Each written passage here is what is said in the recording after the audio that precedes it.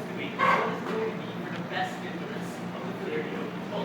Whether or not you live in a city like Manila, or whether or not you live in an underdeveloped region in Mindanao. So we understand that the goals of opposition here are clear. We want to be able to have sustainable development for the Philippines that is proactive. And secondly, a provision of actually basic services to people in these underdeveloped areas. So what is our clash? Our clash is pretty simple. We're going to stick to status quo, where majority of the ownership is still going to be retained by Filipinos. And it's actually it's either going to be owned by the state or regulated by the state.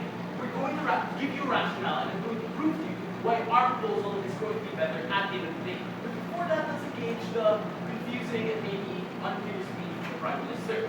First, let's talk about what he said about monopolies and problems within the system.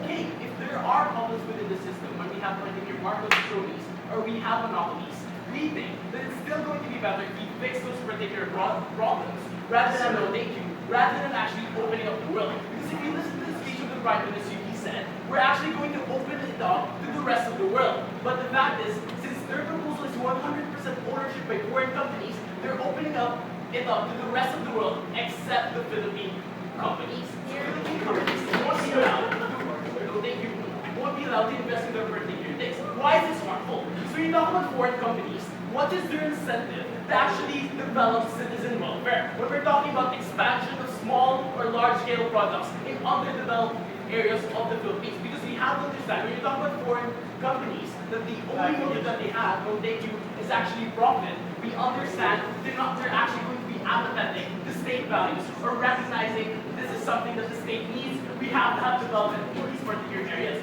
So we see that this is something pretty problematic from government side. Second level of response, he talked about strategic control and how these particular people are actually going to be able to focus these things and actually make a better quality of service. Never mind the fact that he didn't really explain to us why if rich companies here in the Philippines don't do that, all the more foreign companies, what is the incentive for foreign companies to actually increase this particular quality? Yes, Kim. You have a bidding system, you have global competition, and you have ISO 9000 standard. To mess up the Philippines, everywhere else it will be seen.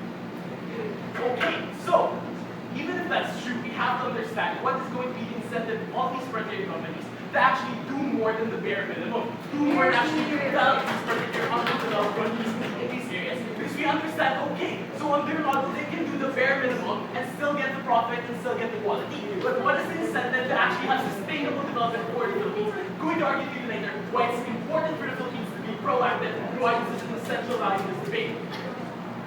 And when they talked about Cambodia and talked about how they actually improved the water supply, first, we're not Cambodia. Second, obviously, Mr. Speaker, we have to understand that they're trying to downplay the proposal. We're not just talking about water, we're talking about all public utilities, we're talking about transportation, we're talking about electricity, things that directly